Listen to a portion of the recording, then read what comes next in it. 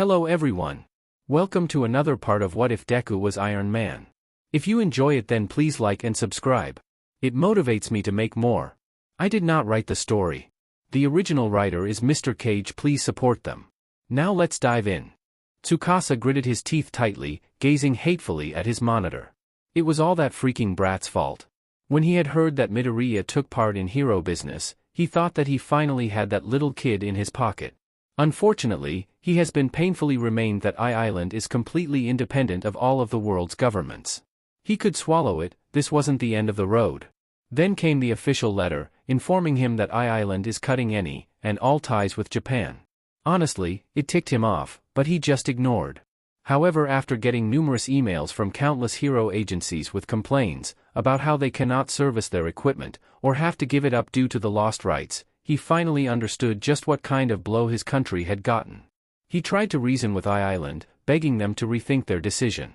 However, they didn't bend, saying that they would disrespect all of their quirkless scientists if they backed out. And apparently having thousands of them was a pretty huge deal. Honestly, at this point he had half of his mind to just invalidate this quirkless hero ban. While at first, it seemed like a fantastic idea, it proved way too costly for him. Maybe he could still save his butt and somehow be re-elected. Fat chance, but he could make it work somehow. Prime Minister. There has been a change in your schedule? You're not going to like this, sir. The secretary said through the intercom in a timid voice. Fun-fucking-tastic. Izuku sipped the tea that Nizu provided him with, once again being surprised by the deep, rich flavor it had.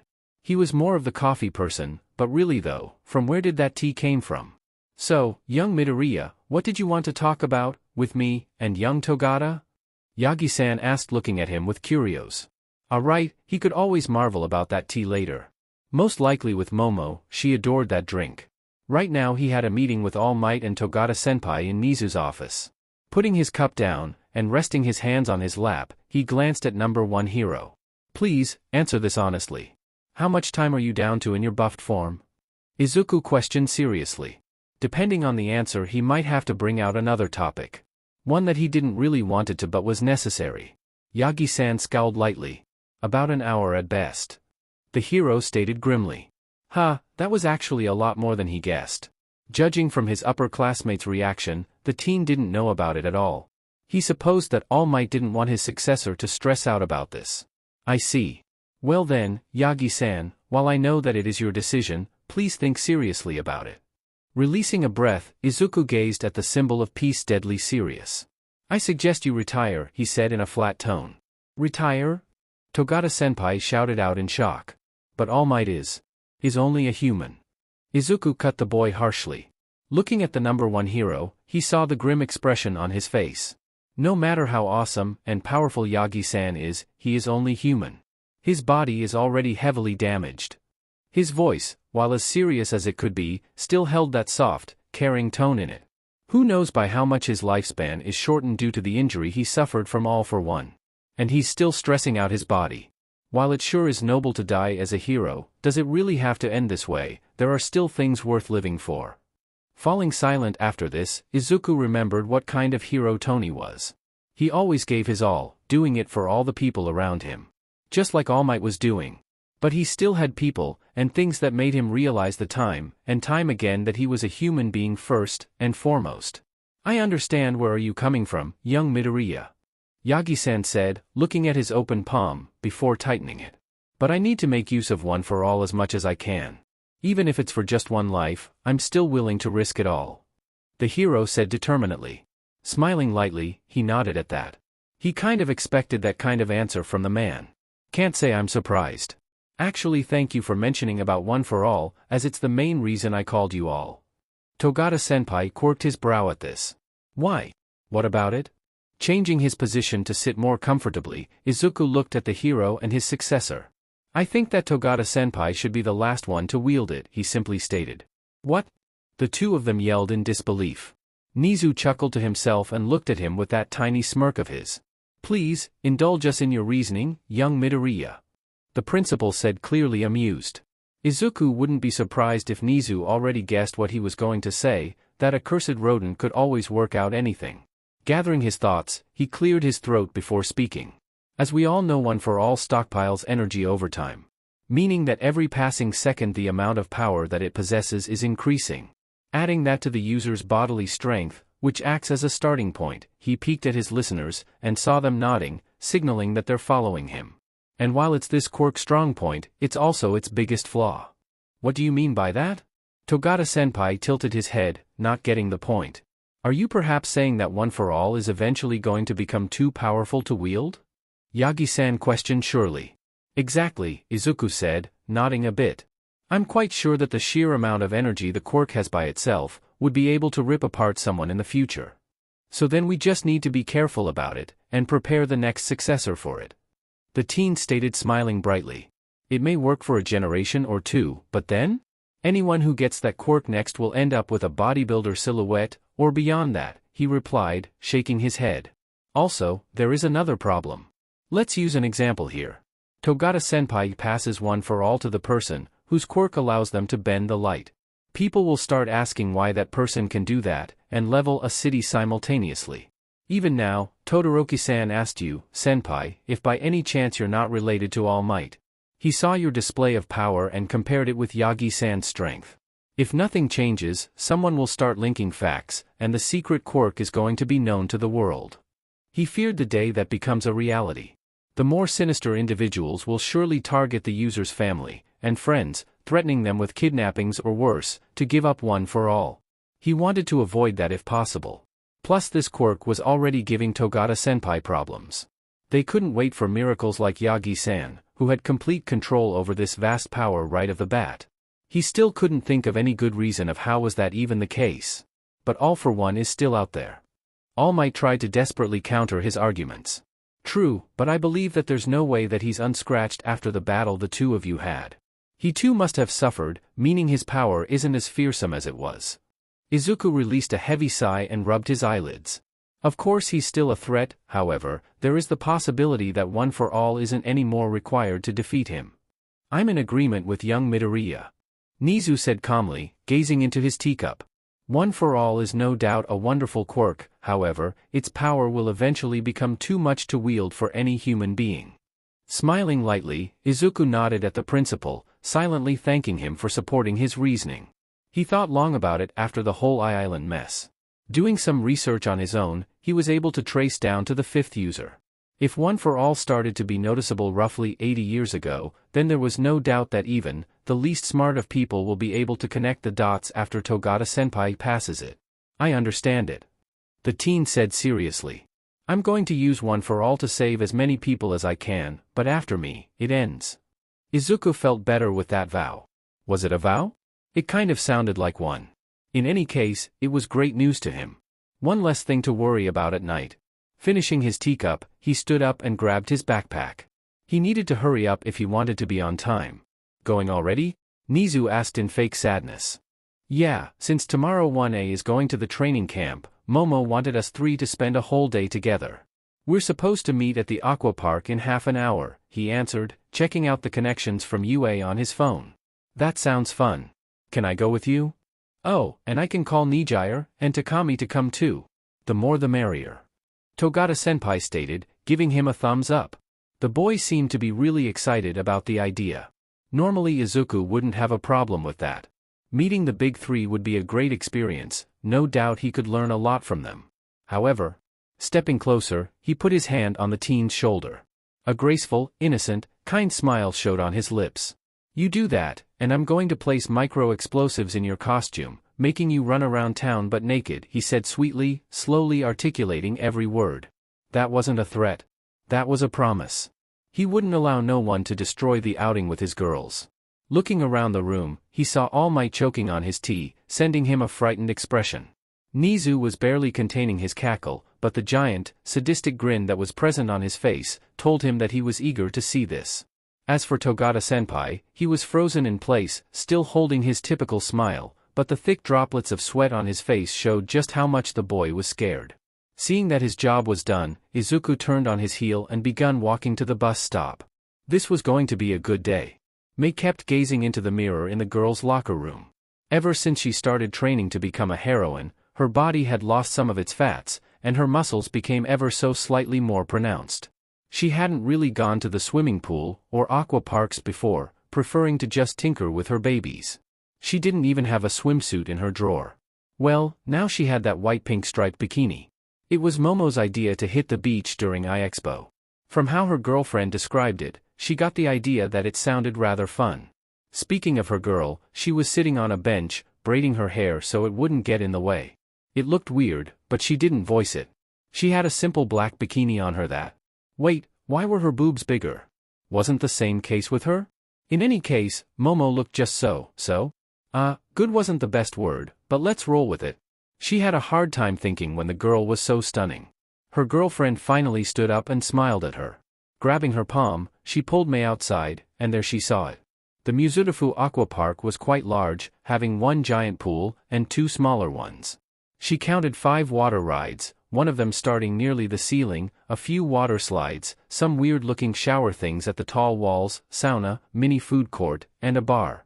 Add to that a ton of people, splashing themselves in the water. This seemed like a really fun place to be. There you are.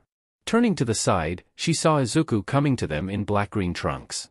She believed that this was actually the first time she saw his body almost without any piece of cloth. Darn, those muscles looked really great, no wonder he's able to lift some of the heaviest stuff in their lab all by himself.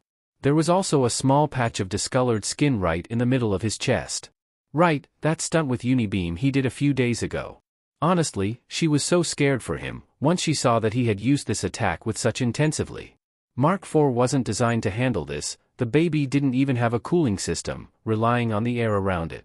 She and Momo were so relieved when the old nurse healed Izuku with her quirk, quickening the process of getting rid of that injury. Ready for some fun? He asked, while his eyes wandered over their forms. If she remembered correctly the definition from the internet, he was checking them out, or something like that.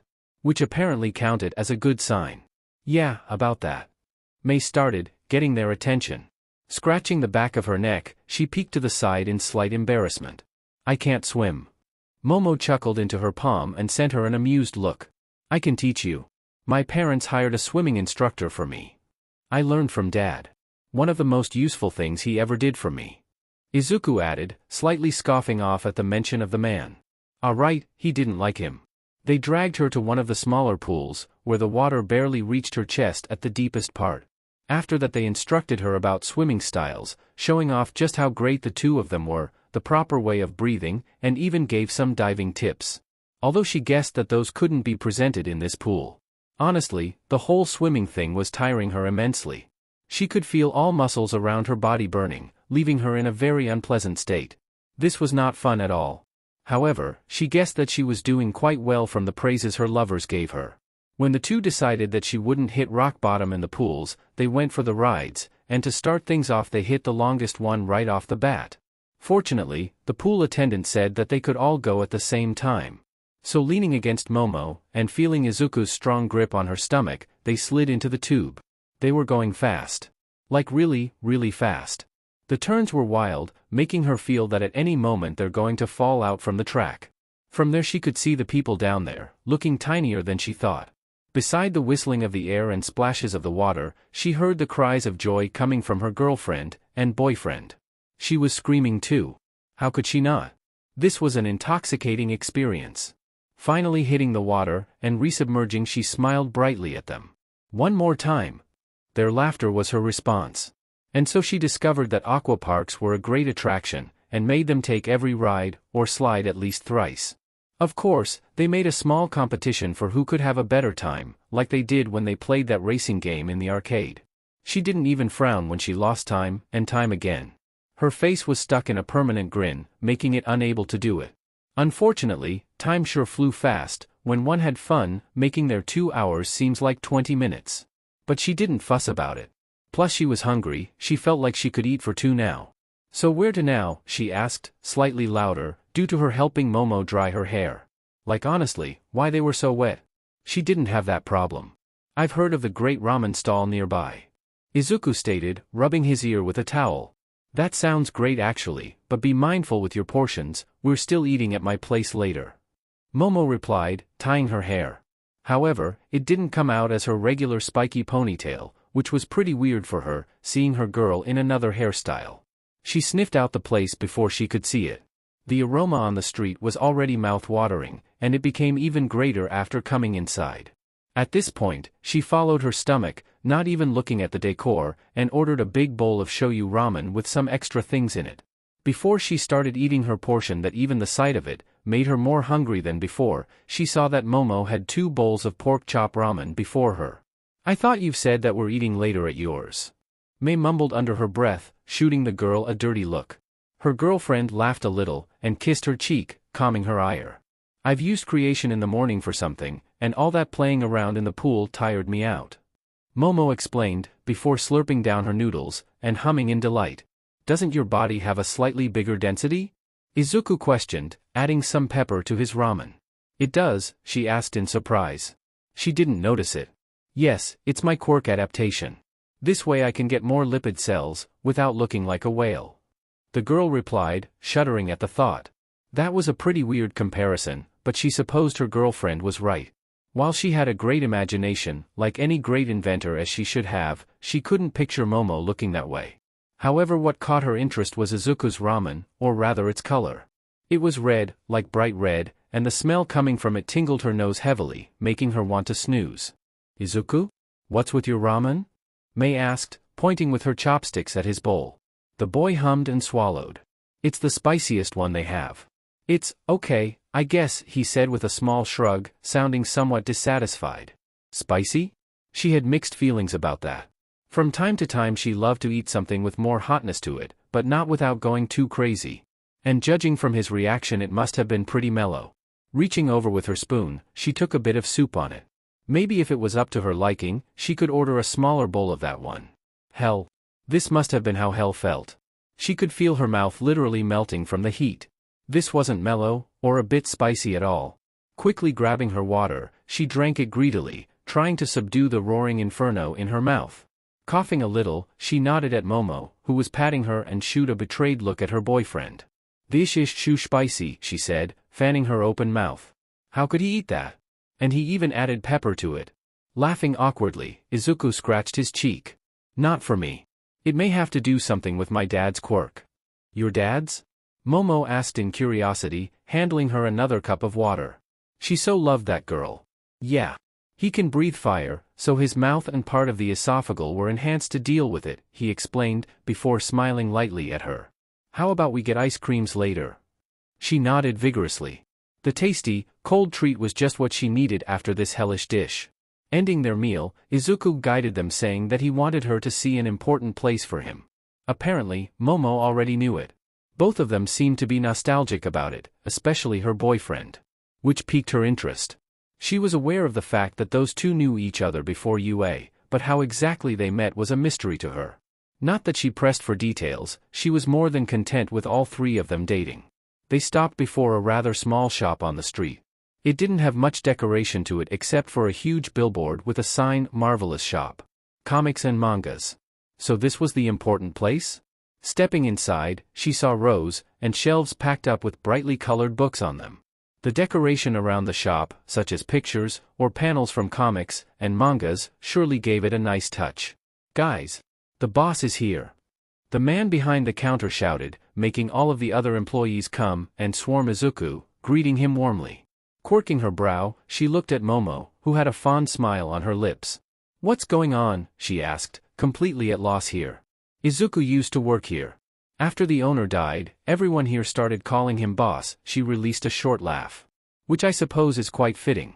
He really was bossy around here, ensuring that customers have the best service." Humming a little, May watched her boyfriend interact with the employees. Somehow he seemed to really fit here. "Was it here where you met Izuku?" "Yes, this shop had the missing manga from my collection. Izuku was the one who made sure to keep one of the copies out of the sale after I called the shop about it." Momo paused for a moment, before looking around. "Why don't we go around and see what they have?"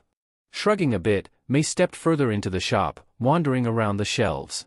She hadn't really read a comic or manga before, not seeing the point in them. If she remembered correctly, Mia had some light novels in her room and tried to give them to her to look at. However, after seeing that it was some romance, mushy stuff, she turned down the offer. Didn't that sound kind of hypocritical? Nah, it was fine. Something caught her eye. A comic with a man standing and looking straight ahead with a small smile on his face. But what was truly important here was the fact that he had a suit similar to Izuku's. The only difference was the color scheme. Even in the title was her boyfriend's codename. Taking it, she started to skim through the pages. Repulsors, mini-rockets, lasers, and other forms of weaponry were present there, and that guy seemed really smart. Like Izuku smart. Oh, you found them. Her boy's voice pulled her out from her musing. He had a weird expression on his face. Like he was happy and sad at the same time. This is the place where my journey has begun. He pointed at the comic in her hands. From exactly that one. You mean, you had your inspiration from a book? May questioned, looking between him and the comic. Sort of. Stan pushed me to turn it into reality, he stated. Then he took her hand and guided her toward the entrance. There, next to the counter, she saw a picture of a smiling elder man standing on the table, which was decorated with all of a different kind of merchandise. It seemed to be hero-related, but she couldn't recognize any of them. Not that she knew many. This is Stan. He was the owner of the shop. It's thanks to him that I'm who I'm today. She glanced at the photo, trying to memorize how the man looked. She remembered that Izuku mentioned him during their first date. He was kind of a grandpa to him, right? May silently thanked Stan for doing everything he did to Izuku. Otherwise, she wouldn't have such a great boyfriend. Momo paced around her room, not being able to sit still from all the excitement. After the very ideal date that she had with her lovers, the two were having a sleepover at her place. It was mostly due to her leaving tomorrow for the training camp and not going to see them for a week. How was she going to manage without them? She had no idea. But right now she focused on having a good night with them. Izuku declared that he's bringing some movies that he wanted to show them, so she prepared the snacks. Everything was already sitting in her mini fridge, waiting to be reheated with the microwave. And that would be done after her lovers changed into the kigurumis she created for them. She thought it was going to be a nice touch to it, spending most of the morning to ensure that the material was the top quality. She had a cat-themed one, mostly colored red with a black, elliptic belly. She believed that going with animal-themed ones was the best way. Suddenly the doors of her wardrobe opened, and May jumped out from it, bouncing energetically with a huge grin on her face. The girl also had a cat-themed kigurumi, but hers was amber with pink stripes. Honestly, she made quite a few for her girlfriend, not being sure which one would suit her the best. She was glad that she gave her girl that one, it made her so cute. Then, from her bathroom, came out Izuku, almost giving her a heart attack from how adorable he looked. This was bad. This was really bad. She got the idea from that picture of him in a onesie when he was young. She created a green rabbit suit for him. However, Izuku? Is something wrong? Why did he have such a blank expression? He blinked and gave her a lopsided smile. Your bathroom is bigger than my room. Like twice the size. Yeah, your wardrobe is bigger than my room too. May added, playing a bit with her tail. Actually your room is about my living room size. She chuckled awkwardly at their comments. For her this was normal, seeing as she lived here all her life. After setting up the projector and reheating the food, they all laid comfortably on her bed, cuddling to one another with her in the middle. She already started petting her lover's head, making them nuzzle closer to her. Momo saw it as some kind of redemption for her failed plan at Island. However, there was a small change to it. But for now, she would have to bear with it and watch the movies. She quickly found her jaw going slack. They were watching Iron Man 1 and 2. She knew about the comics, but movies? Now that was a surprise. Tony reminded her somehow about Izuku. Both were smart, charismatic, noble, loved to tease people, and were billionaires. She thanked that her boyfriend wasn't a playboy, but he still had that side to him, which made him quite irresistible. And arrogance. She couldn't picture him being arrogant at all. Although Tony was rather humbled here and there. She laughed silently when she finally saw Pepper and Natasha. At the very last she begun to understand why Izuku compared her to those two, admitting that she was his secretary that would kick anybody's butt if needed. Maybe there was also a reference to the look? She would ask him about it someday. Overall she didn't know when the food and movies ended. She really enjoyed them. But that also left her with some questions. So Toshi's suit is kind of a mix between War Machine and Whiplash, she asked surely. Yup, when he showed that he was proficient with whips, I thought it would be a great idea to use them. Izuku replied happily. Some of your armors look the same. May pointed out, still coming out from her hype rush. She was so pumped during watching those movies that she could barely sit in place. Let me guess, another inspiration? Momo said with a teasing smile. Her boyfriend laughed shortly and nodded. Is there more? She would love to watch more of them. Yes. They call it the MCU for a reason. Although the films ended barely after the so-called Phase 4 begun, he informed them with a hint of sadness. Why is that? May questioned, putting her head on her shoulder. Quirks showed up. Shortly after it, America went into a sort of civil war, and not many movies came out during that period. The studio that was making them closed down along with Marvel Comics. I somehow got a hold of an old article that said that Robert Downey Jr., who played Tony, along with some more actors were killed during the fights. He released a sigh and leaned closer to her. Shame, I really enjoyed those movies. Her girl whined silently. Yeah, me too. They are so well made, and gives you that. Momo paused, not knowing how to exactly describe it. Human vibe? Izuku supplied, making her nod. I get you. Honestly speaking, I want to be like Tony. Despite what happened to him, what mistakes he made, he still pushed forward, doing his best to protect people. But while he does it, he's not like our heroes. He made me realize that we're humans first and foremost. He rose up and kneeled before them, smiling brightly. So even after we become heroes, I'm going to make sure that I always have time for both of you. Momo was sure that Izuku just crossed some invisible boundary because she could feel herself falling for the boy yet again. He just had that ability to inspire people around him. That declaration, she would follow it too. But now, leaning closer, she captured Izuku's lips in hers. She leaned the kiss, making it long and passionate.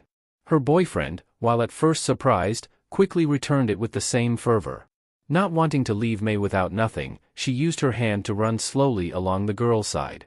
It looked like she filled a switch in her girlfriend's mind, seeing as she got closer and started giving her small, butterfly kisses along the neck. Putting her hand in Izuku's curls, she began running her fingers in it, gaining a shudder from him, which put a smile on her face. She was so grateful for her mistress to tell her the best way to play with her boyfriend's hair. Although she was slightly annoyed at the woman for keeping it so long from her. Switching to kissing May, Momo tried something different. A French kiss. It was a bizarre experience, but not an unpleasant one.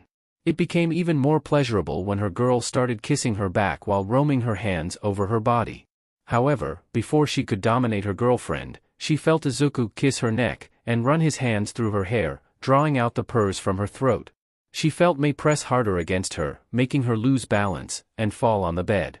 Glancing up, she saw her lovers kissing each other, while their hands trailed around her body. She had to admit that this was hot and turned her on even more. She caught the sight of Izuku looking at the clock and frowned slightly. Right, it must have been pretty late, and in the morning she needed to be at the campus to board the bus. She knew that she needed to be well rested to survive through the brutal training Aizawa-sensei no doubt prepared for them, but 5 more minutes, she pleaded, looking at him. She didn't want to end this now. Besides, she doubted that she would be able to sleep now. Izuku thought for a moment, before whispering something into May's ear. Both of them turned to her and gave small, innocent smiles with that mischief glint in their eyes. They caught her hands and pinned them above her head. Shocked by their actions, she opened her mouth to ask what they were doing, but her boyfriend covered her lips with his. He was kissing her rougher than he ever did. This only added the fire to the furnace. When he stopped, she barely got a chance to catch her breath before May replaced him, giving her the same treatment their boy did. She felt Izuku's hot breath hit her ear. "We're going to make sure that you won't forget about us," he said in a low growl, which sends a shudder through her body. Momo never saw them like that, but she really wanted to see where this was going. A good night's sleep was damned. Momo gazed through the window of the limo, observing the commuters getting to their workplaces while running her fingers through Izuku's curls almost absent-mindedly and rubbing May's hand with her thumb. They're driving towards UA from where she and her class would set off to the training campsite. She knew they were cutting in close, all due to her not wanting to leave the bed. Excuse her, it wasn't her fault that her lovers made her sleep just so much better. A sudden rush of heat hit her cheeks, remembering the night they had. She never felt so out of control, being unable to move and do as she pleases, but she would lie if she said that it wasn't pleasant. Quite on the contrary, she'd found the experience one of the best so far in their relationship. Of course, that led them to stay up long into the night and thus lose some precious hours of sleep. However, she felt charged with positive energy, ready for any obstacle Aizawa-sensei was about to throw at her class. Okay, maybe that was a bit of a stretch. Peeking to her side, she saw Izuku looking through an abnormally long list on his tablet and muttered quietly to himself, all while stroking his chin. It was adorable as always. What's that list? She asked curiously. There were just so many things on it that she had a hard time making a sense out of it. He hummed softly. To do and check up list before we can start Urania. Izuku replied without turning to her. Oh right, Urania. Yet another project that she had completely no clue. Despite her family's company being the main supplier of materials and workforce, once again Momo didn't know exactly what her lovers were building. A low sigh escaped her mouth. Maybe she should just get used to it? That list is rather long.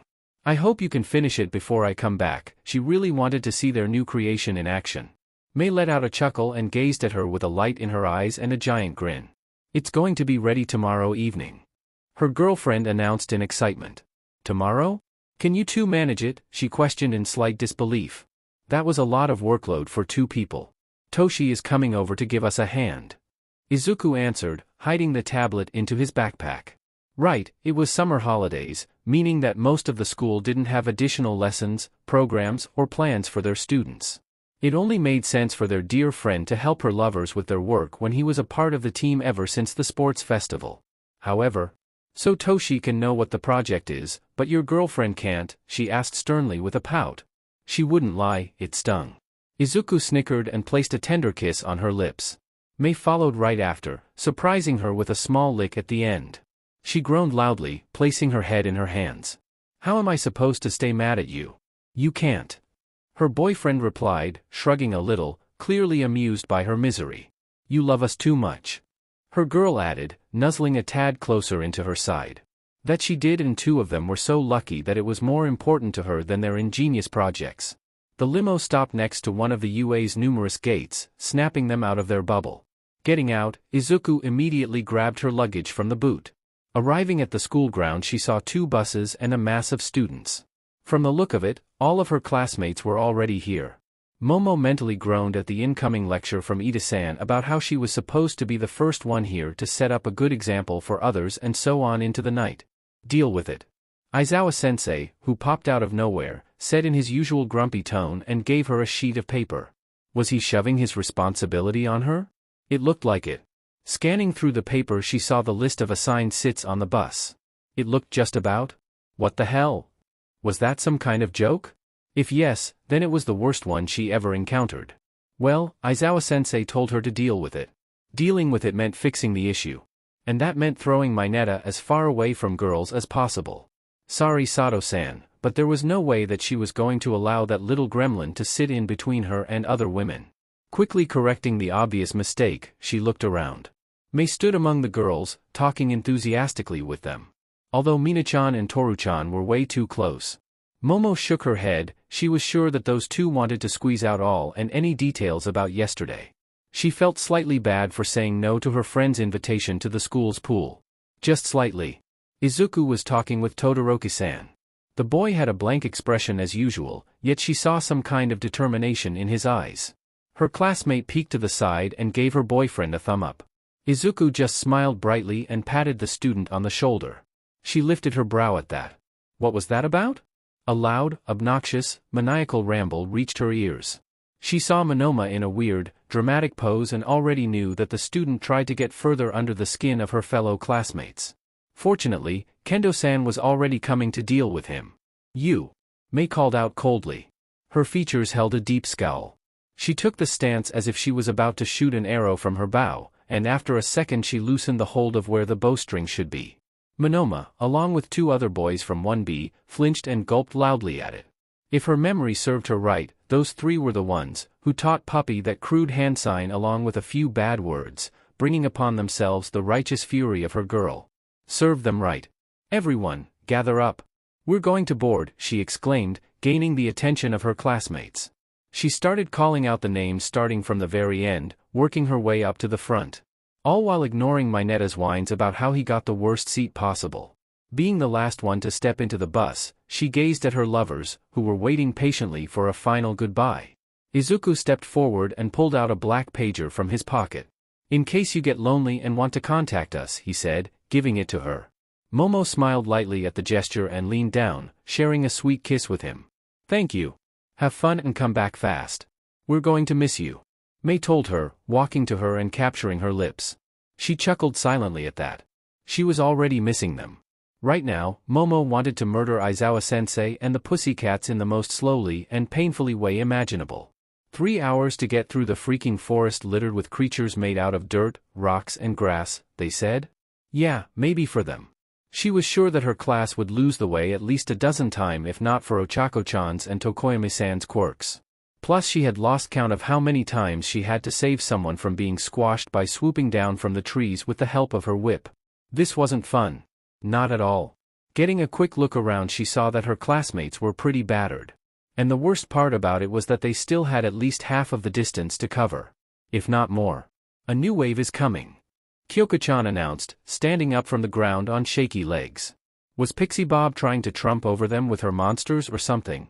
It really started to tickle her off. Releasing a clearly irritated huff, Momo crouched down, rolling up her shirt. Minetta's shout about fan service only agitated her more. First, she created a pair of soundproof headphones for everyone. Grab them and be ready to put on any second, she ordered firmly, already working on her next creation. This wasn't going to be exactly up to the original, but it didn't have to be. It was all about power now. Oi, isn't that? Kaminari-kun said, pointing at the device and gulping loudly. She smirked at his and many others' reaction. Momo wasn't fooling around anymore and PM 2.0 was the proof of it. Although it was much bigger than what Mei used during the festival and didn't have an oscilloscope. Shoji-san, Sato-san, Koda-san and Ida-san, please take it and hold steady. Kyoko-chan, plug in, she commanded, moving to the side. When the earth beasts showed up, the sound rifle fired, blasting those annoyances into crumbs, putting an overly satisfied grin on her face. Stepping forward, she lowered her headphones and signaled her classmates to follow her. She was sick of this forest. Hatsume's craziness is rubbing off onto you. Todoroki-san commented offhandedly, falling into the step with her. She smirked a bit and peeked at him. Is it? Momo asked in amusement. Yup. Only Mei-chan would use something like that. Mina-chan said, jumping around her. She chuckled at it. Who knows, maybe it always was there and she just brought it to the surface, she told them in a slightly malicious way. Their dumbstruck expressions only added to her joy. Momo released a soft moan as she lowered herself into the hot springs. That was just what she needed after that madness called the Beast's Forest. To soak her body in water and get rid of the stress. After arriving at the campsite, they had to put up with Pixie Bob's middle-age crisis. How could that woman behave in such a ridiculous way, claiming a few of her classmates as potential husbands, was beyond her. And the remark that she would be in their position too if she was a guy, didn't exactly help. What truly shocked her was the behavior of Mandalay's nephew. Punching Kaminari-kun in the crouch was one thing. But the kid's declaration about not wanting to do anything with heroic idiots completely threw her off the track. She wasn't a specialist of any kind, but she was sure that Koda had a deep resentment toward heroes. But what could be a cause of this issue? No use pondering over it without information. If she could do something about it, she would. Maybe Mandalay would tell her something when asked about the matter? She briefly wondered where the girls from 1B were. Actually, now that she thought about it, their bus wasn't there, when Pixie Bob all but made a landslide to shove them into the forest. Shouldn't their classes have more interaction in the beginning? Like joint classes or simulations. All of them were aiming to be heroes one day, so it only made sense. Yamamo, did you get hit in the forest? Kyoko-chan asked in concern. She quirked her brow at the girl. No. I wasn't even once remotely close to the beasts to get hit. Why do you ask? You have a few bruises on your shoulders and chest. Tsuyu-chan told her, pointing at her upper body. Before she could get a good look at them, Mina-chan all but showed herself almost right into her face. The girl examined her body, while her grin grew wider and wider. Hickeys! Her friend exclaimed cheerfully and struck a victory pose. Momo's mind took a second to reboot and process it what the pinkette just told her and reboot yet again. So that's what Izuku meant when he told her that they're going to make sure that she wouldn't forget about them. A wave of heat hit her cheeks as she quickly covered her body and lowered herself, even more, making her nose barely above the water surface. How could she miss that in the morning? She would get her sweet revenge on her lovers. But right now she had to face another problem. How was it? Who was better? Did you guys go beyond the third base? Come on girl, throw me some meat.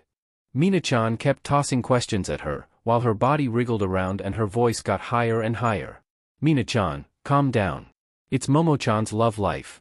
Tsuyu-chan reprimanded the class's #1 gossiper. Momo was glad that the level-headed girl was here. Don't be a spoilsport. Besides, she's the only one with love life here. Not only she has a boyfriend, but also a girlfriend. Polyamory is rare, you know.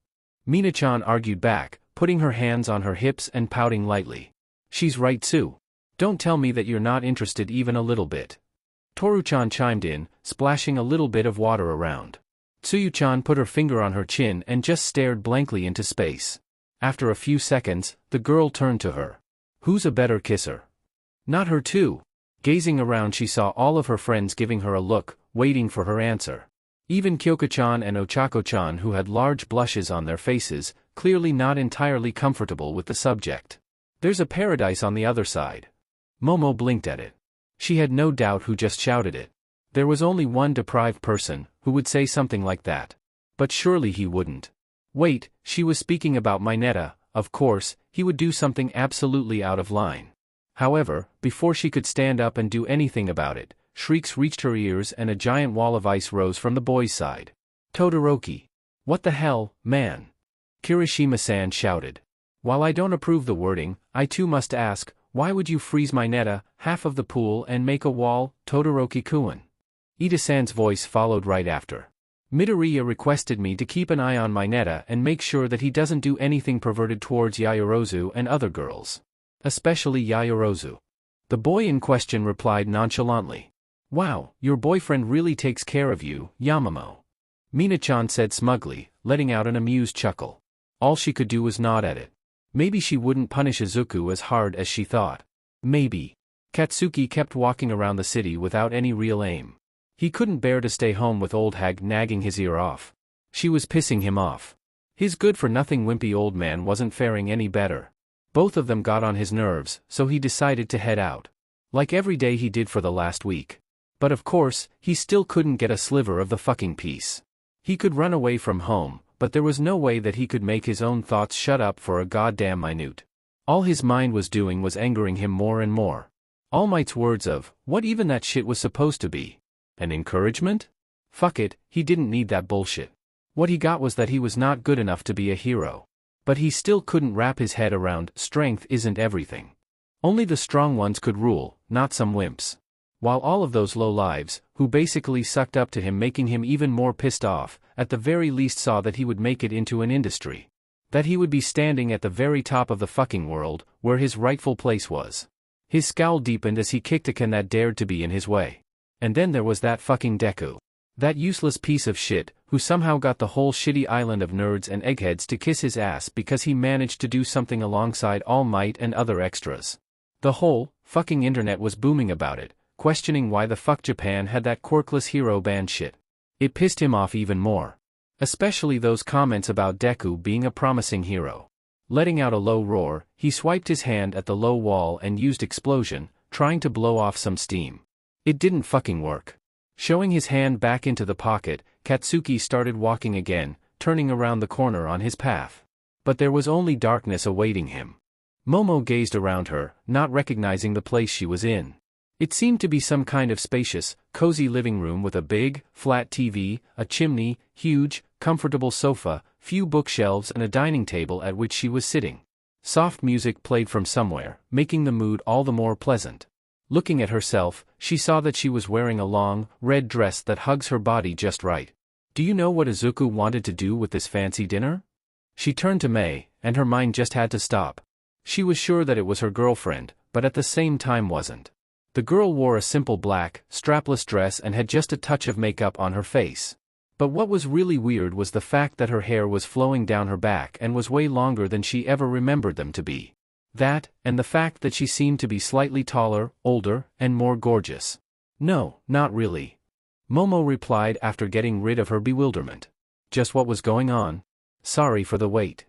Izuku called, entering the room. Once again, her mind just stopped working. That was Izuku?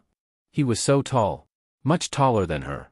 His shoulders were broader, and that white dress shirt hung to his chest tightly, showing how much muscle was under it. His hair still was a fluffy mess that she loved to play with, but was just a bit shorter. He too seemed older and just that much more handsome than she remembered. In his hands were 3 plates with cakes on them. I had to make sure that it baked perfectly. I didn't want to screw the night with a horrible dessert, he explained, putting down the plates and flashing a smile at them. May grabbed a fork and took a bite, moaning in delight. She followed her example and found herself marveled at the excellent chocolate plum flavor. Glad you like it? Izuku said, looking at them. You still didn't say what this night is for. May pointed her fork at him with a slight pout. I didn't, he asked, chuckling lightly and scratching his cheek. Well, we'd missed our 7th anniversary due to hero work 2 weeks ago, so I thought that this dinner would be a good recompensation. Wait, 7th? What was going on? Also, Izuku started and stood up, walking behind her to stand between her and May. Then, he kneeled on one knee and from his pocket he pulled out a black box. I thought that it's time for us to take the next step in our relationship. Lifting the cover, 2 silver rings with tiny emeralds were showed to them. Momo gasped, covering her mouth with her hands, as she heard May's fork hit the table. Her eyes were moving from the box to her boyfriend's smiling face with slightly pink cheeks. Momo, May, will you? A harsh, rapid, metal banging jolted her awake. Quickly gazing around, she saw that she was in a girl's sleeping room at the cabin, and all of her friends were in a similar state to her. Which was, being rudely woken up. Snapping her gaze to the doors, she was presented with Aizawa-sensei holding a pot and a ladle, gazing at them with usual grumpiness. 10 minutes. Meet me outside. The teacher said, before walking away. Groans and angry mumbles from the girls reached her ears, along with the sounds of them moving around, trying to get ready for a day. Kyoko-chan stepped before her and flinched slightly. Yamamo, are you okay? The girl asked fearfully. Peachy, she replied through her teeth and released her breath. Just peachy. She was so getting back on Aizawa-sensei for destroying the best dream she ever had. When she heard that they were doing quirk training, she felt very excited. While there was no denying that creation was so much more powerful, thanks to the discovery of her quirk being semi-sentient, Momo believed that she could go even further with it. However, her enthusiasm quickly disappeared when she learned what she was expected to do. Stuff her face with horrible chocolates and produce as many things as she could. 4 hours. She could easily say that this was the most boring activity she was ever faced with. She understood the purpose of the exercise, but that didn't make it any more entertaining.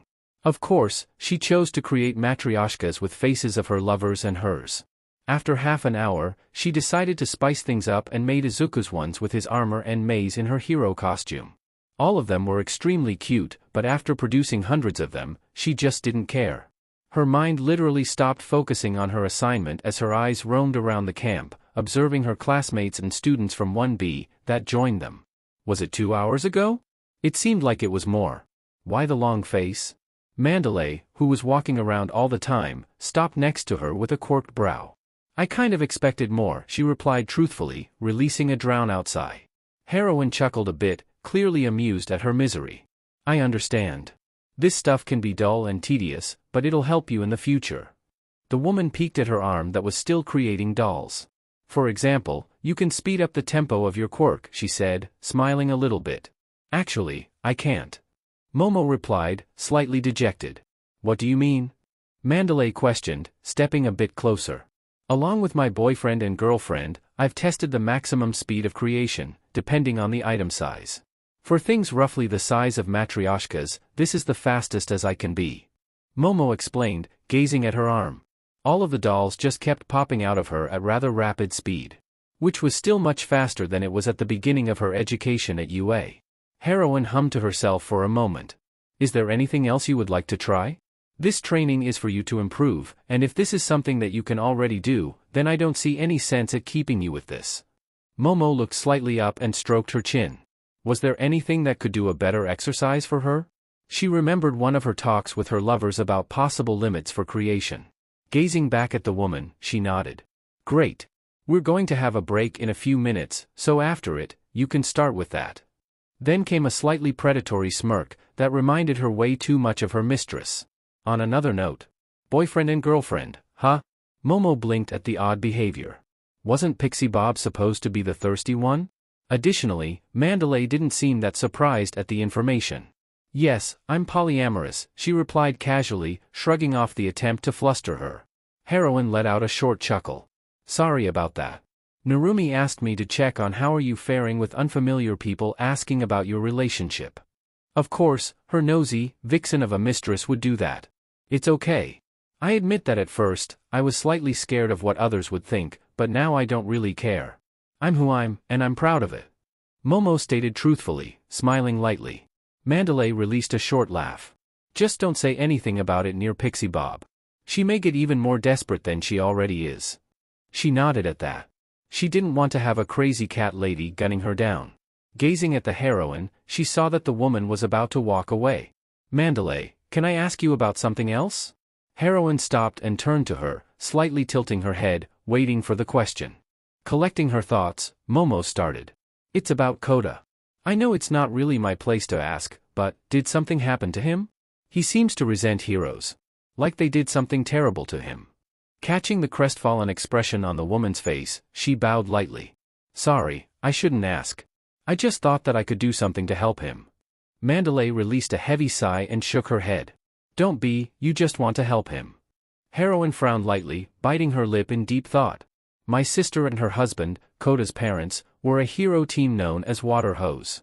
They had a run-in with a villain, who went on the rampage. Unfortunately, they died fighting him.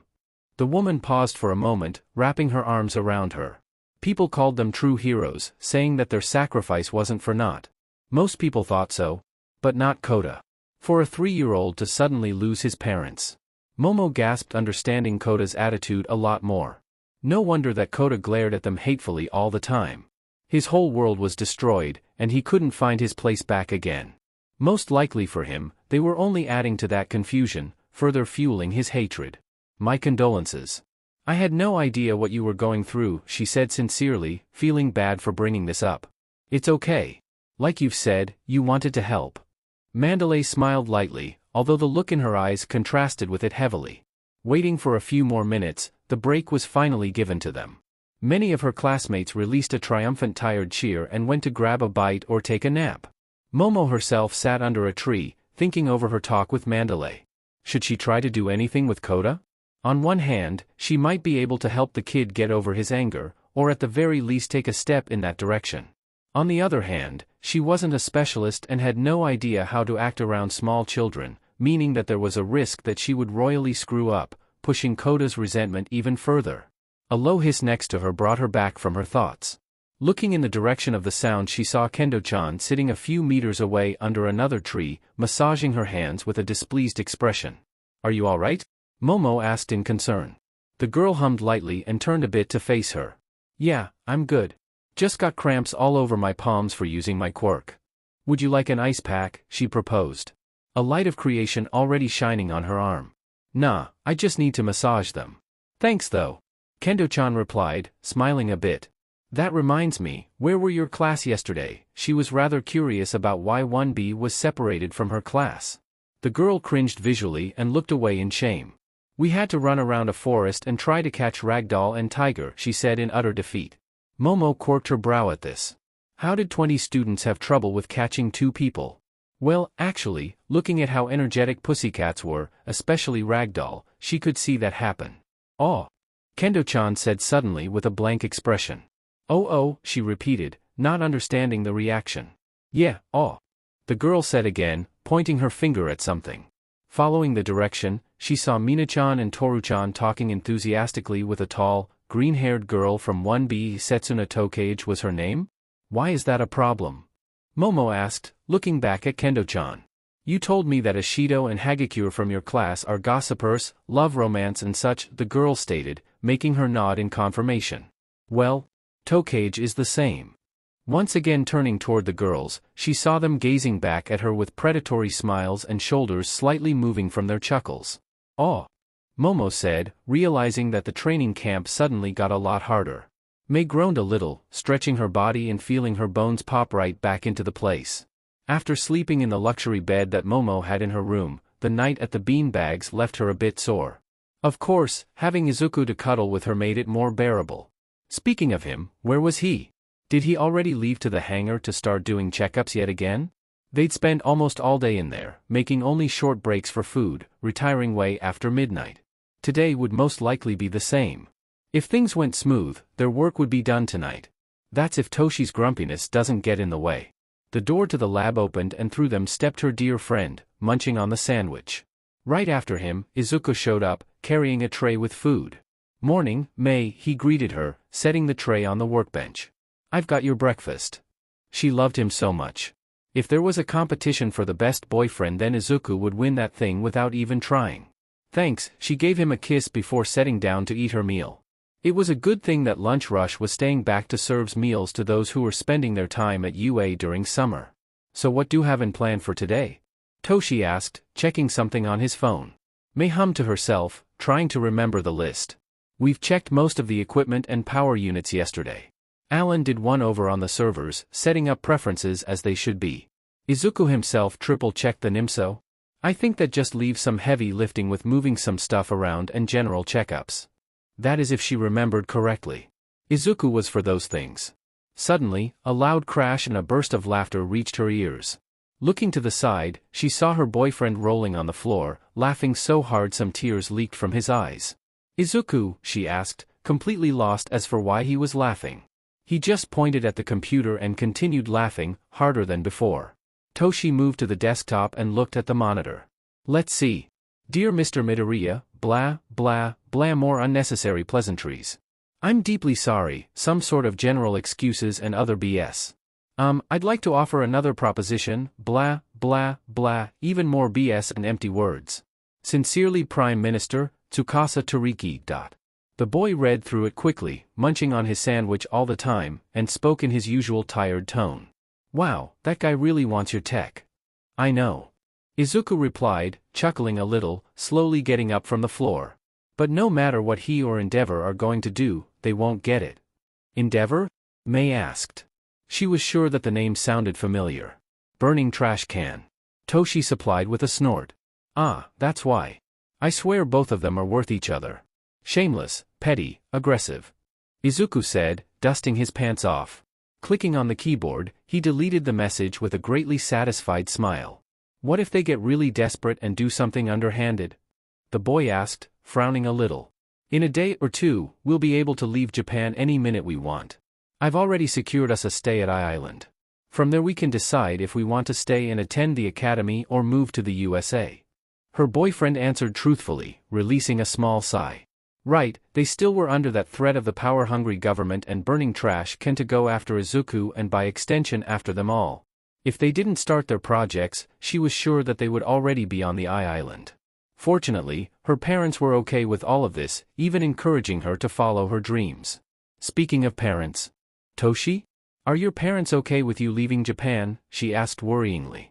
There was no way that they would leave their dear friend alone here. The boy shrugged. "Don't know. I don't see them too often. They don't care much about me, so I feel the same about them," he said it, trying to sound indifferent, but still a hint of sadness slipped through. May winced slightly.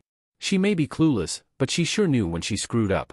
Bringing up the obviously sore subject for her friend definitely was one of those times. "Sorry," she said earnestly, scratching the back of her neck.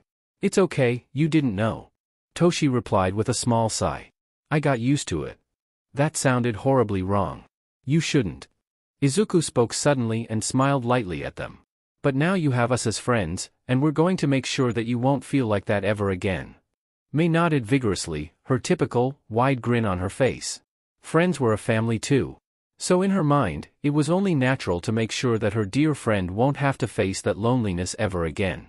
"Besides, I know a certain blonde-hair girl with glasses that certainly would like to keep you company," Izuku added smugly with a small smirk. Toshi's cheeks suddenly flushed a bit, and his body went rigid. With stiff, hurried steps, he moved toward the doors. "Come on, we have work to do." His voice was a bit strained. Her boyfriend snickered quietly under his breath and shook his head in amusement. Why did she feel like she missed something important? Himiko looked through her binoculars to inspect the UA's training camp. She still didn't know how Tamura got his hand on the location and was absolutely against it. Unfortunately for her, she had to play along. For now. However, she was pleasantly surprised when Dabi took command and ordered the rowdier members to stand down. He seemed to be the laziest bun she ever met, but color her impressed. He showed that he had some oil in his head. For now, she would continue to observe him. If he proved that he could be useful, then she would gladly report it to her master. If not, well, shame. She peeked to the side at her equipment.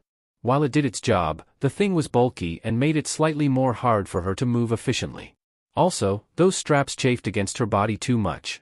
She guessed that she would have to put a little bit more offer than she always did. Momo was excited. It was her first time cooking a proper meal for herself.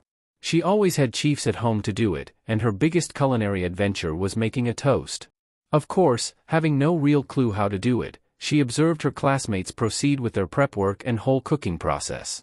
And here it was, the effect of her hard work. A huge plate of curry that mostly came from a box, but curry nonetheless.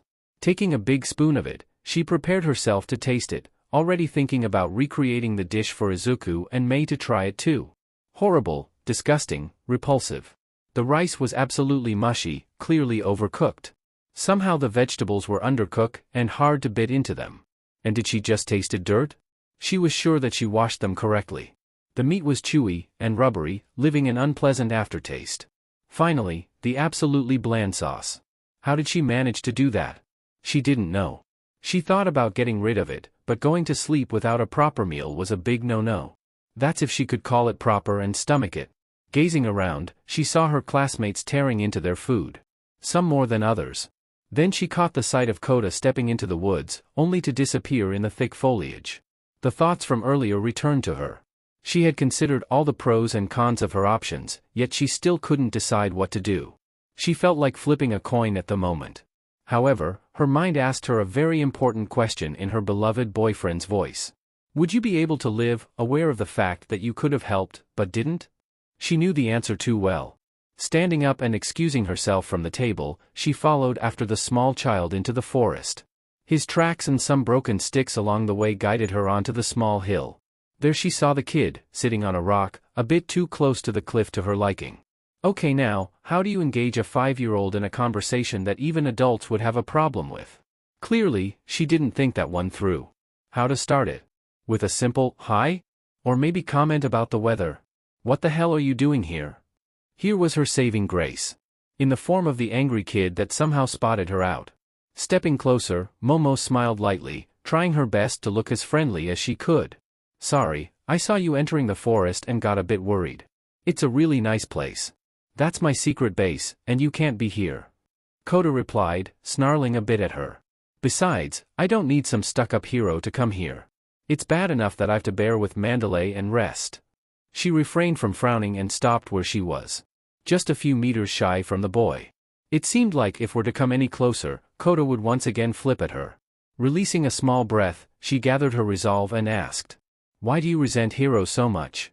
The child looked to be taken aback by her question, but a scowl quickly returned, along with a defensive stance. "What's there not to hate?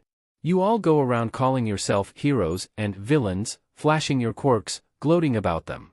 Are you all stupid? All you do is kill yourselves." His answer was as always filled with anger, but a hint of sadness at the end cut through. The death of his parents must have really hurt him. Momo thought about how she could relate to this. She had no real experience in that matter. Always having her loving parents near here, spending time with her, talking with her. While she had no friends of her age before UA, she wasn't faced with that kind of misery. If only she. A silent gasp escaped her lips as the idea struck her. While it wasn't her place to say this was the only possible option for her to try and connect somehow with Kota. Momo cleared her throat and gazed at the kid. "I have a boyfriend back at Muzurifu. While he has his family whole, he's quirkless." Peeking at the child, she guessed that the puzzled expression was the best acknowledgement she would get. He was scorned by most around him, had to grow up without seeing his father, and put up with constant bullying. Sounds like a loser. Kota grumbled under his nose. A slight tick of her eye later, she continued. But he didn't let it discourage him from his goal. He wants to be hero more than anything. So he studied and studied until he was able to literally rewrite some physics laws and create a suit that's going to allow him so many helpful people. She paused for a moment. What I'm trying to say is that no matter how hard your life may be, rejecting the reality will only make it bitter. I know that it's going to be hard to open up, but by closing up, you're going to suffer.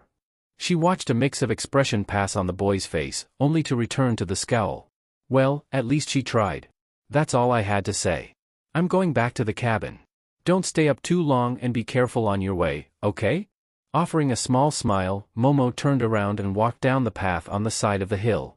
She could only guess if the sound she heard was the wind or soft crying. Momo took a few slow, deep breaths, emptying her mind of any unnecessary thoughts. Closing her eyes, she did her best to tune out all and any sound around her. She needed her mind to be as calm as the surface of a lake on a breezeless morning. Yes, just like that, nice and serene.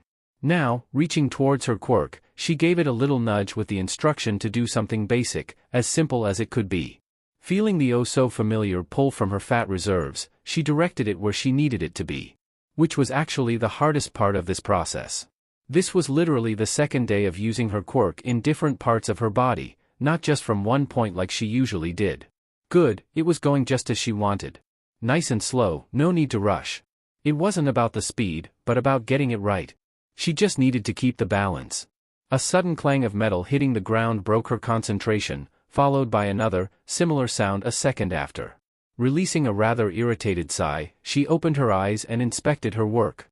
On her right was a short, shining, cylindrical metal stick. On her left was very lumpy and crooked bar, just a bit longer than other.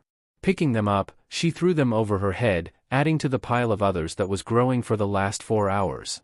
She knew that creating 2 items at the same time, or dual creation as May dubbed it nicely, wouldn't be a piece of cake, but this was getting ridiculous.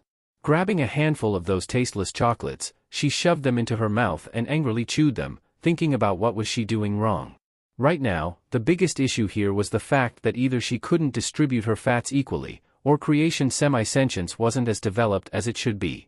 And the only way to fix it was to train, and train some more. Normally she would do that, but right now Momo felt rather pissed at it and opted for doing something else. Settling on fixing up the latter problem, she began producing circuit boards. Electronics always gave her troubles. While she was able to make simple ones that didn't have many elements in them, those big ones, filled with all kinds of resistors, transmitters, and whatever else went there, gave her a run for her money. Although since she started hanging around Izuku and Mei, her understanding of those things, along with other mechanical stuff, greatly deepened. While she was nowhere near their level, she felt that she could probably design some simple gadgets. Who knows, maybe even from her ideas her lovers could develop it further, producing something greater. A happy thought for later. Oh please, someone, save me. Don't worry, I'm flying from the skies in my super tech armor. And I'm swinging down from a building with my bow. Oh, thank you, heroes. Moi, moi. A whole dialogue was done in highly pitched voices, followed by the girliest giggles Momo had ever heard.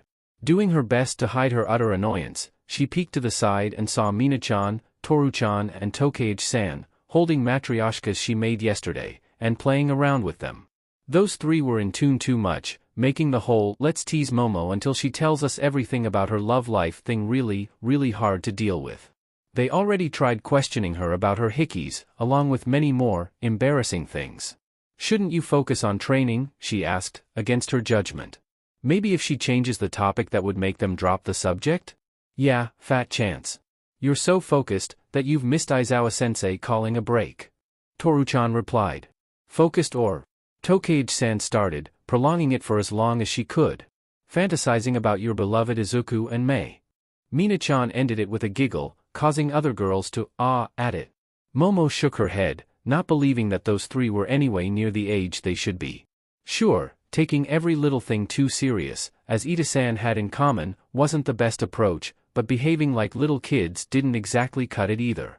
Standing up and dusting off her pants, Momo walked toward the cabin, wanting to grab a bite of something more filling.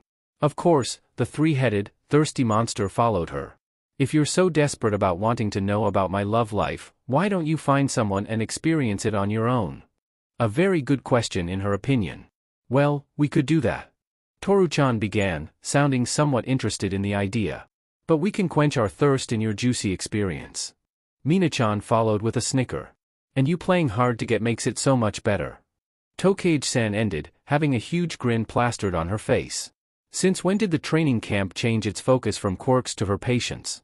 Yaoyorozu. Aizawa-sensei called her, nudging his head to the side, before walking away. Gladly excusing herself from the company of the teasers, she followed after her teacher. Both stopping when they were at the back of the building.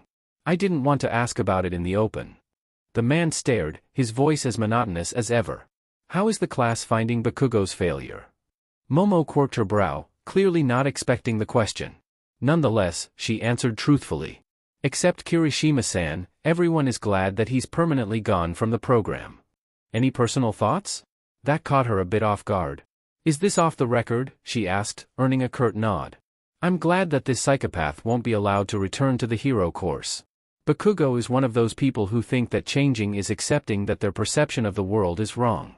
Due to it, he was just like an aggressive dog that would bark and tear everyone apart, refusing to listen to any voice of reason. My classmates were scared of him, I was scared of him, and society would also be scared of him if he ever became a hero. She felt strangely liberated by saying those things. How long did she carry it all inside of her? Since the incident during the exercise? Since she learned that Bakugo was tormenting her boyfriend? Looking at Aizawa-sensei, she didn't see any change in his posture or face. But in his eyes, she saw understanding, and she was truly thankful for it. Actually, now she thought about something. The man may not be the best choice for it, but she didn't have anyone else here to ask about it. Sensei, can I ask you something? She was met with silence, but this was probably the best answer she would get. It's about Kota. I'm sure that you've also seen how he's towards heroes, our quirked society overall. What would you do to help him? She questioned, looking pleadingly at her teacher. Aizawa-sensei stared at her for a few solid seconds, before slowly blinking. Yaoyorozu, I'm going to be brutally honest with you. In a few months, I'm going to be a father, and I have no freaking idea what I'm going to do with my kids. And with those words, he left her absolutely stunned. Momo felt pretty excited for the night's activity. Scaring each other, while a bit silly, would surely be a great way to unwind a bit from the harsh training they're doing. Additionally, she was never in a haunted house, so this was as close as she could get to that thrill. Although, I'll scare you so much that you're going to scream their names. Tokage-san whispered that to her, before going into the forest. All while having a giant grin on her face. This was really getting out of hand. If the girls didn't stop, then she may be forced to use some of her mistress techniques to shut them up. So, how are we splitting? Kyoko-chan asked aloud. How about a lottery? Ochako-chan happily proposed. Sounds wonderful. Give me a second, I'm going to create some slips of paper. Momo answered, already taking the items out of her arm. Looking at the paper, she saw that it had number 6. Gazing around, she spotted that Todoroki-san had the same one. Walking up to the boy, she nodded, slightly smiling. Todoroki is so lucky. Mineta said in a whiny tone. Mineta-kun, what are you doing here? Aren't you supposed to have supplementary lessons right now? Ida-san questioned loudly, chopping his hand at the little gremlin. How could I be there, when some girl would need a man to hug while going through the scary forest? The student replied, wiping off some droll. Something about that statement really ticked her off. Did that little perv just assume that she, or another girl, would want to do anything with him? Additionally, all of them were training to become heroes, so the test of courage shouldn't be all that terrifying. Todoroki-san stepped between her and the gremlin. Before she could question it, he encased Mineta in ice, leaving only the head exposed. As if that was the cue, Aizawa-sensei showed out of nowhere, his tired gaze moving from one student to another.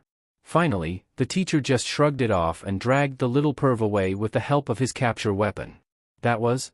Ojiro-san started, trying and failing to find the words to describe it. Bizarre? Shoji-san supplied.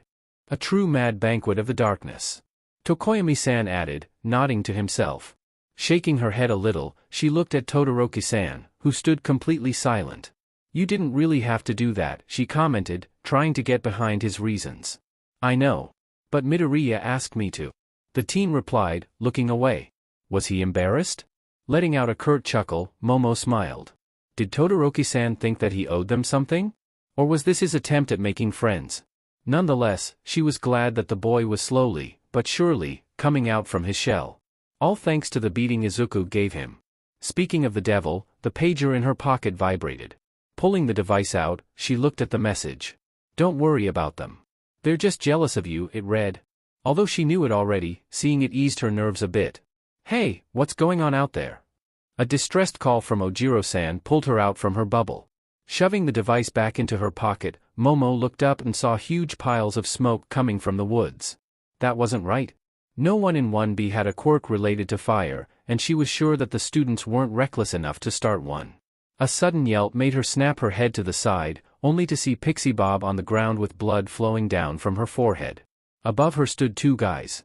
One was a stain with a reptilian twist to it, having the same outfit, and being heavily armed with swords and knives. Another one was looking fairly normal, like he was going out to a nightclub, holding a long, rectangular item wrapped in a cloth. Mandalay and Tiger stepped in between them, taking a defensive stance. Everyone go back to the cabin. Do not fight. Eraserhead will give you further orders. Mandalay told them, leaving no room for argument. Momo nodded at this. Right now, they needed to make sure that as many of them were as safe they could. Regrouping and planning a strategy for survival was the best they could do right now. She was about to call to her remaining classmates, but suddenly she remembered something that made her blood run cold. She hadn't seen Kota since supper. She started to panic. The camp was being attacked, and he was somewhere there alone. Mandalay. Momo called, gaining a brief look from the heroine. I know where Kota is. A slight twitch from the woman made it sure for her that she too knew that the boy was in danger. Yaoyorozu, go get him, and after that return to the cabin. Mandalay called, jumping into the fray to support Tiger. Turning around, she looked at the remaining classmates close by. Todoroki-san, Ida-san and Ojiro-san, all three of them were waiting for her call. Would they risk going as four to the child's rescue, or should she go alone? What if she encountered more villains along the way? Did she have enough power on her own to protect the boy? Besides, Kota's hideout was quite far from their position. Todoroki-san, she called the boy, making her decision. Please follow me. Ida-san, Ojiro-san, go back to the cabin. Stay safe and try to get a hold of everybody else. The two nodded at her and ran toward the buildings. She too started running towards the cliff alongside Todoroki-san. Todoroki-san, can you use your ice so we can go faster? She asked hopefully over her shoulder. If not, she would be forced to create something, anything really, to transport them faster. Never tried doing it with another person. The teen replied truthfully. Quickly stopping, she stepped behind him and placed her hands firmly on his shoulders. The chill air enveloped her, and soon they were shooting forward, leaving the ice shards behind them. This was much faster than running. Plus it was kinda thrilling, even if it wasn't the appropriate moment for that. A sudden idea struck her. A very risky one that may end up being a giant hiccup later, but if it meant saving others, then she had to do this. Izuku carefully watched the video on the tablet. It was a sudden hit on the internet, despite it being highly controversial. The critique about the state of Japan and its hero industry was right to the point of being comparable to Stain's ideology, which left him disturbed. The biggest issue here? He couldn't help but agree with some things said there. Releasing a heavy sigh, he gave the device back to Nizu and took a sip from his teacup. While normally he would be pleased to have the principal as a guest in his lab, he wished that the subject of the visit was different. So, what are your thoughts? Nizu asked with a hint of excitement. It made a lot of sense actually. Mei said, lifting her head up to look at them. She was playing with some of her arrowheads, trying to modify them. Yeah, I have to give it to the creators, they really brought out the big guns. Izuku added, frowning slightly. What's rather interesting is the fact that two major and many minor newspapers jumped at the subject at nearly the same time and gave a very similar, praising opinion. Alan added, pulling out the articles on the screen. Yes, while this all is very interesting, I have another question. Toshi's voice sounded through speakers. Why the hell am I the only one moving things around? The boy sounded rather annoyed. Izuku chuckled and Mei released a snicker at the teen's mood. You know that your armor can lift more than mine, he replied, trying to hold back the laughter that wanted to escape from his mouth. Plus you're not alone. Puppy is there with you. His girl added happily. An irritated grumble was the sweet answer. So you're already preparing to leave? Nizu asked, greatly saddened at it. And just like that, Izuku's good spirits left him. He gazed at the principal and smiled sadly. Yeah, unfortunately, I fear that we can't stay much longer here. Toriki and Endeavor are surely cooking up something. He knew that the mail from Prime Minister was a desperate one, and him giving no reply could be read as taking the piss at the man. Also, he checked some of the major haters on his fan pages. All of their IP addresses led him to places related to burning trash can. There was no room for him to stay in his motherland. While it pains me greatly to lose 4 great students, know this. I'm very proud of who all of you become and wish you to make your dreams come true. Nizu said sincerely, offering a small smile. Feeling his lips stretching from the principal's thoughts, Izuku wiped out a small tear that threatened to fall. Sir. I've just received a message from Momo. The training camp is under villains' attack. Alan's voice cut in abruptly. Mei's screwdriver fell from her hand, Nizu's tea ended up on the floor, Toshi's gasp sounded through the room, and Izuku's heart seemed to stop.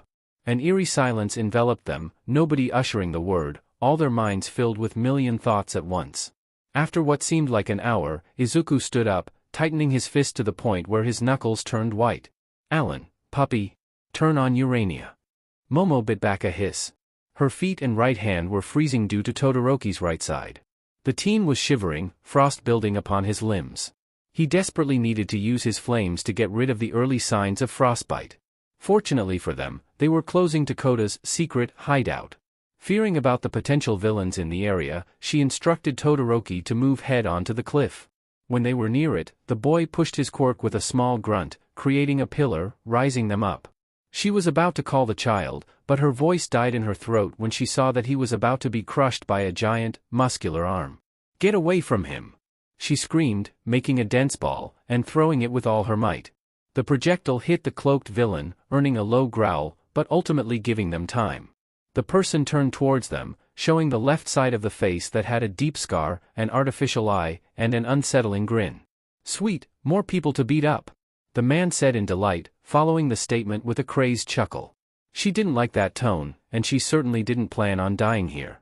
Todoroki, aim your flames low, she ordered, rushing in. Barely going under a swat that would no doubt put her out of commission, she grabbed Koda, dropped a small ball, and jumped away, shielding the kid from what's to come. After a wave of heat, a small explosion rung up from the ball containing a gunpowder mixture. Looking at Koda, she was glad that the boy was unharmed, even if he was scared and probably stupefied by their sudden appearance. What are you doing here? Koda asked weakly, standing up on his shaky legs. We came here to save you. She replied and smiled brightly, trying to ease the child's worry.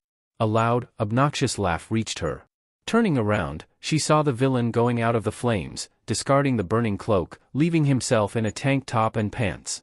The man was very muscular, and muscle fibers were moving around his arms. That was one hell of a bang. The criminal said, grinning widely. You got in between our reunion, but it doesn't matter. I'm going to squash you like bugs. His eye wandered between her and Koda, finally stopping at Todoroki. Oh, you, he said, pointing at the teen. You're from the list. It must be my lucky day. The student took a defensive stance, flexing his palm. List? Yeah, that hand freak has a list. You're one of a few we have to kidnap. You being here really saves me a lot of trouble. I hate forests. The villain replied, moving his shoulders around. List? Kidnap? Hand freak? All of that didn't sit well with Momo. Plus he said that there were more to take away. They needed to get away from here as fast as possible and relay the message to Aizawa-sensei. But the issue was that she didn't know if they could. Looking at the muscle fibers, she could guess that the man had some kind of muscle manipulation quirk. That usually meant inhuman strength and reflexes. The villain would easily catch up to them, and leading him to where her classmates were certainly wasn't a good plan.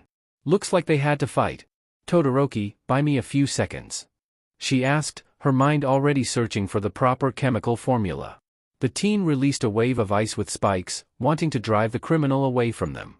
But to their surprise, the man's arm got enveloped in even more muscle fibers, which swatted at the incoming ice, breaking it to pieces. That was lame, he commented with a cocky grin plastered on his face. Right after it, vibrant, orange flames followed, causing the man to jump away, giving them the time they desperately need.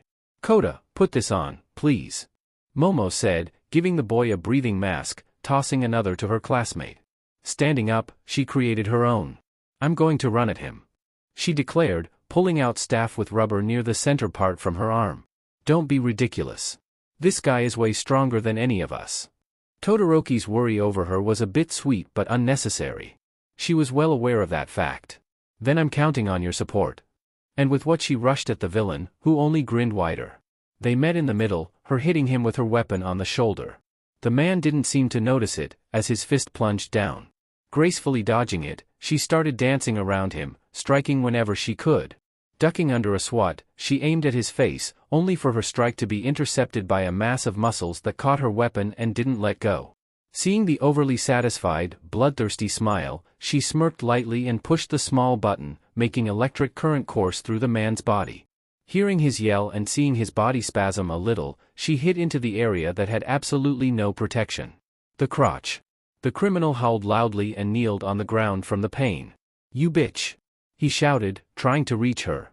Unfortunately for the villain, a thick layer of ice crept onto his body, encasing it almost completely. Putting a bit of distance between them, Momo's thigh shined with the light of creation and from it popped out a few cylinders. She kicked them toward the man, who literally flexed of the ice, as a mass of muscles wrapped itself around his torso. "I'm going to break you in two for that," the man shouted with a red, angry face. "Don't think so," she replied smugly. "Fire." Todoroki's fire rushed past her, hitting the ground where the containers were. A giant, pink cloud surrounded them, obscuring their vision. Momo smiled to herself, silently thanking her lovers for synthesizing Midnight's quirk. The reason for doing this was simple. The more muscle you have, the more oxygen you need. All she did was to make sure that the villain's breath became erratic, making him swallow a whole lot of the sweet gas. Something moved in the thick fog. Her body reacted on its own, making her jump back. True to her instincts, she was met with a giant fist that pushed her even further back. She hit the ground painfully and rolled past the boys.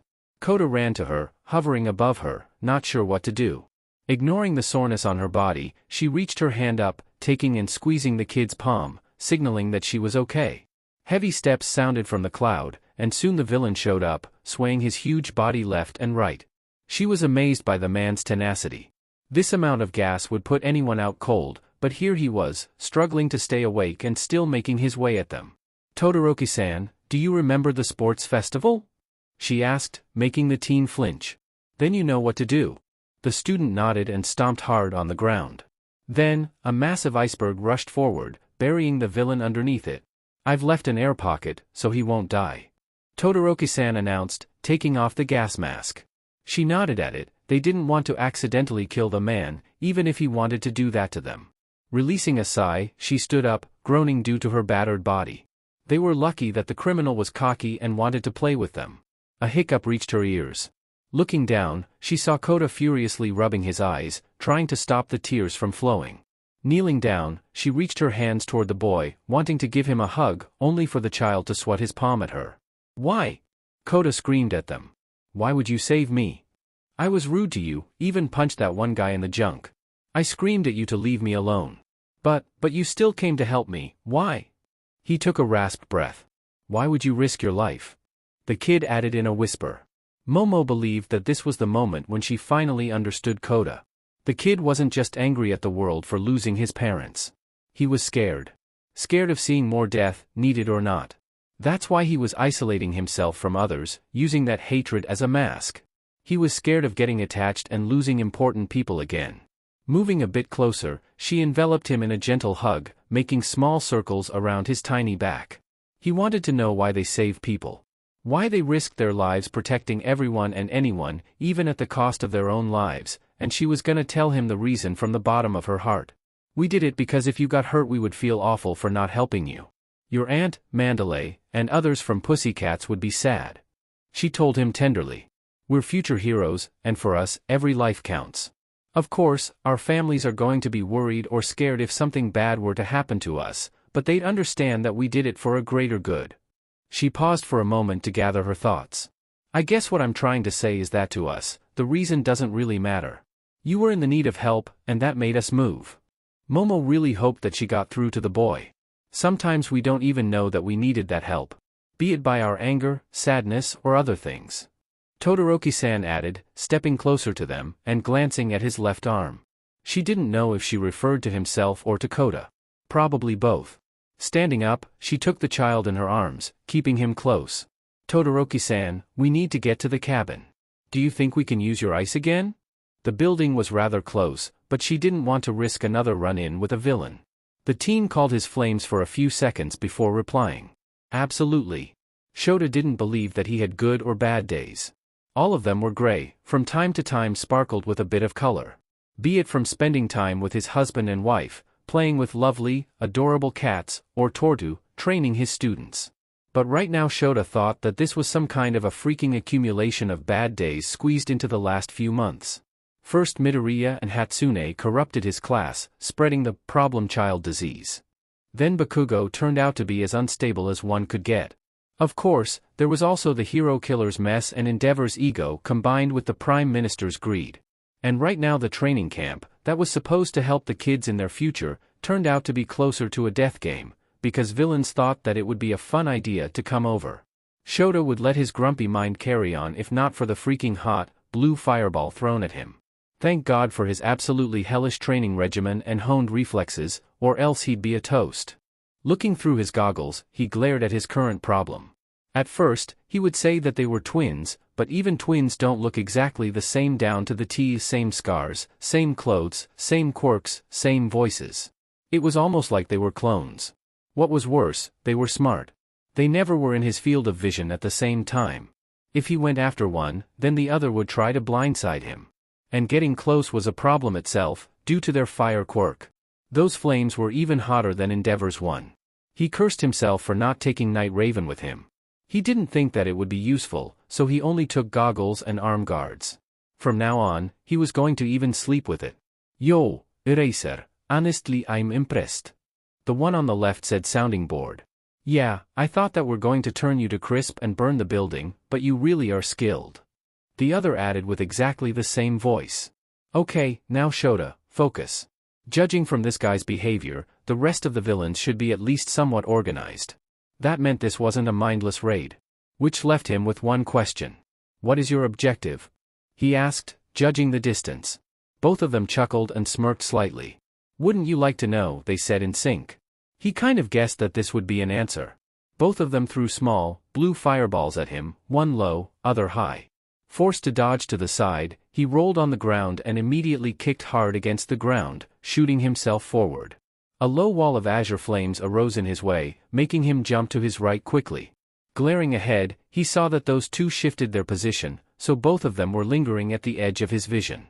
But what was worse about it, was the fact that Shota was now directly between them and the building. Crap, he'd been played. Villains chuckled menacingly at him and lifted their hands, blue tongues of flames already licking their fingers.